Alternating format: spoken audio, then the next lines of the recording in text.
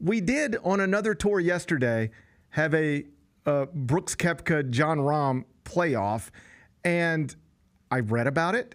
I don't know how many people saw it. I don't know that it matters at all.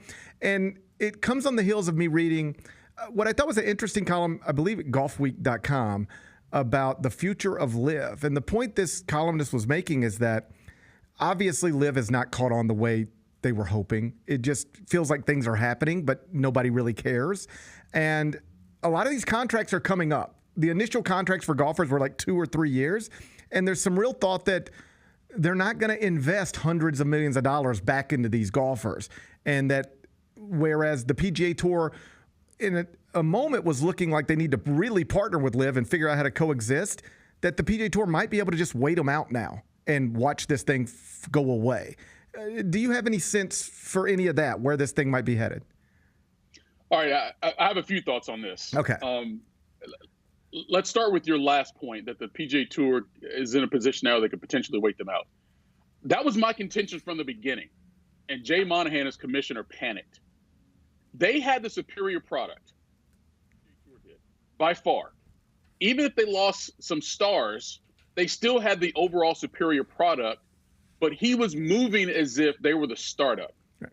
And that's why the tour ended up in the position that they were, with the players mad at the commissioner promising all this money that he hadn't secured yet, and getting to the point where there was a lot of dissension within the ranks of the PGA Tour, right? That's like Coca-Cola, being the number one drink in the market game and tripping because some other new drink comes about, like, I don't know, Tab, right. Squirt, I don't know, just whatever it is, right?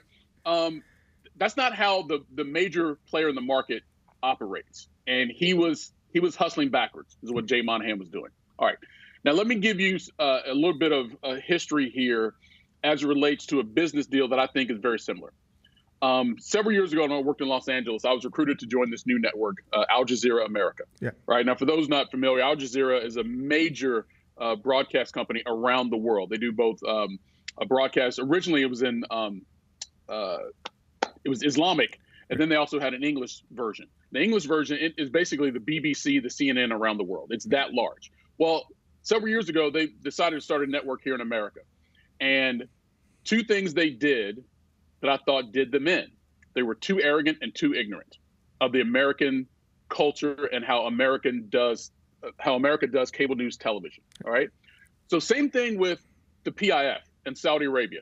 They have more than enough money to do anything they want for centuries. Right. And so they think they can overspend to get whatever foothold they want in any particular market. And for a lot of them, what they've been doing has been very successful in the Premier League, in La Liga, in F1, now even breaking off into tennis. They're able to use their money to leverage positions to gain access to certain things. So they thought they could do it in sports as well by going and getting these golfers and then all of a sudden bringing on some type of enemy, if you will, to the PGA Tour.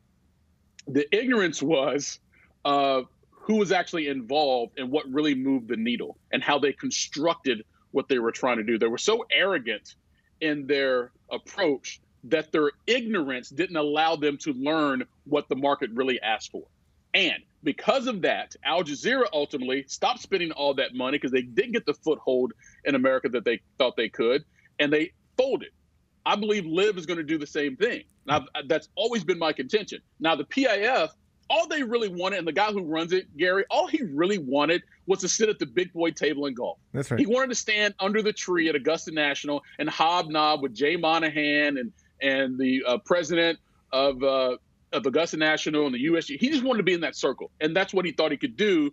But the approach backfired. So then Phil Mickelson and Greg Norman said, "Oh, why don't you do this? Screw the PGA Tour. Let's build something bigger," and blah, blah, blah, blah, blah. So we listened to the wrong people in Greg Norman and Phil Mickelson because they were not motivated by the good of the game. They were motivated, one, by money, and number two, by vengeance. They were so mad at the PGA Tour for things that happened decades ago that they were trying to ruin the tour.